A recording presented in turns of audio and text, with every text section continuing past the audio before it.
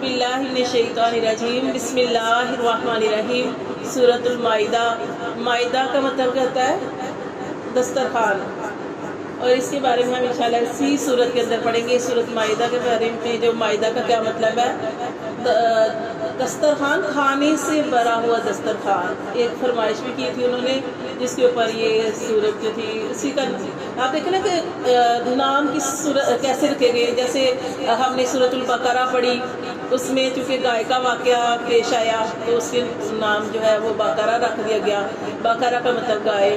اسی طرح یہ جو اس کے اندر جو ایک انہوں نے مشرکین نے کہا تھا کہ ہمارے لیے کیا کیا جائے کہ ہمارے لیے دسترخوان اتارا جائے، آسمان سے کھانا اتارا جائے، تو اسی وجہ سے اس کا نام مائدہ جو ہے وہ رکھ دیا گیا۔ نبی صلی اللہ علیہ وسلم کی حدیث کا مفہوم ہے کہ اپنے مردوں کو سورۃ المائدہ سکھاؤ، عورتوں کو سورۃ نساء سکھاؤ، اور اس کے علاوہ سورۃ نساء کے علاوہ کون سی سورۃ نور، ٹھیک ہے، اس میں تو احکامات ہیں پردے وغیرہ کے۔ ہاں تو یہ سورۃ مائدہ جو ہے اس کے بارے میں آج ہم پڑھیں گے۔ بسم اللہ الرحمن الرحیم۔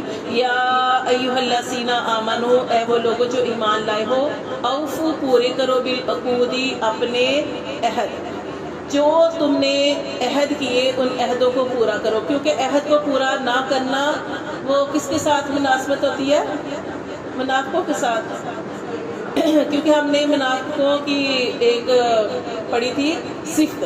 صفت کیا کہتی ہے، خوبی یا اس کی خامی۔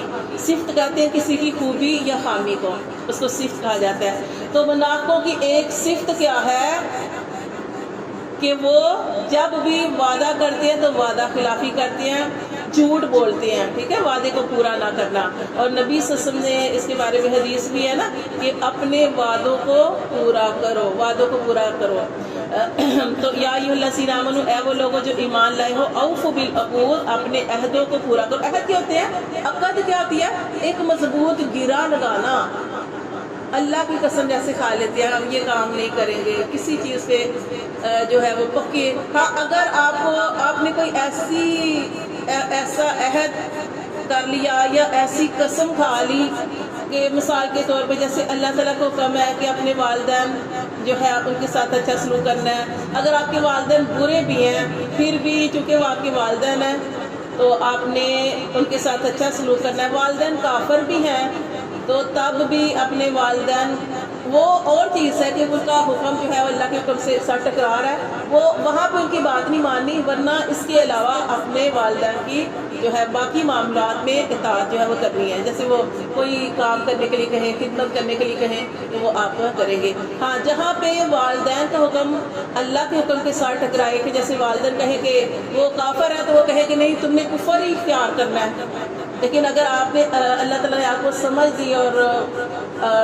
مسلمانی کی، ایمانی کی سمجھ دی، ایمان کی سمجھ دی، تو پھر آپ والدین کی اس صورت میں اطاعت نہیں کریں گے، ورنہ ہر معاملے میں اپنے والدین کی جو ہے وہ اطاعت کرنی چاہیے۔ کل میں دیکھ رہی تھی اور مجھے اتنا نا وہ بندہ دیکھتا ہے نا تو پھر بڑی پریشانی ہوتی ہے کہ انسان آج کل کیا کر رہے ہیں اپنے والدین کے ساتھ۔ ایک بیٹا اپنے باپ کے منہ کے اوپر جوتیاں مار رہا تھا اپنی بہو کے کہنے پہ، اور میں نے کل دیکھی، مجھ سے دیکھی نہیں میں، لیکن نا اتنا عجیب تھا کہ وہ پاس کھڑی ہے بہو اور اب کہہ رہے اب ٹھیک ہے نا، تو اس کا بیٹا اس کے منہ کے اوپر نا اتنی زور سے اسے جوتے مار رہا تھا، اور میں اتنی پریشان ہوئی۔ بچے بھی صحیح کہتے ہیں کہ جن جائیداد کی پراپرٹی نا اللہ تعالیٰ مناسب ہی دے تو وہ صحیح آج کل کے وقت میں فتنہ ہے، اللہ تعالیٰ نے فرما دیا ہے۔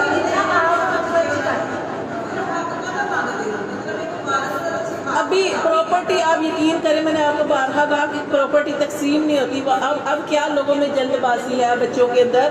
ہاں وہ اور چیز ہے کہ والدین چاہتے ہیں کہ ہم اپنی زندگی میں اپنے بچوں کو حصہ دے دیں، وہ سب سے بہتر ہے، ٹھیک ہے، لیکن اگر والدین زندہ اور بچوں کا دھیان ہی پراپرٹی کی طرف ہے کہ یہ ہمیں دیں اور ہمارا حصہ دیں، حصہ کب، وہ تو جب مر جائیں تب وہ جو پراپرٹی ہوتی ہے جو وراثت ہوتی ہے تب تقسیم ہوتی ہے، اس سے پہلے والدین کا وہ جو مرضی کریں۔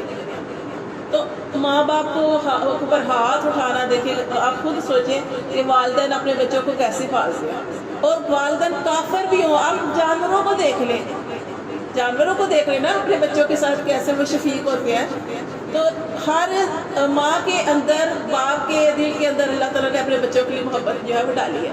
تو اب والدین اگر غلط بھی ہیں تو پھر بھی آپ اپنے والدین کو دیکھیں. اللہ تعالیٰ نے فرمایا رب ارحمہما کما ربیانی صغیرا. یہ دعا کریں. والدین اس دنیا میں ہے تب بھی یہ دعا کرنی ہے، والدین اس دنیا سے چلے گئے تب بھی دعا کرنی ہے. آپ کے رزق کے اندر کمی ہے تب بھی اپنے والدین کے لیے دعا کرنی ہے، آپ کے رزق کے اندر برکت پڑ جائے گی.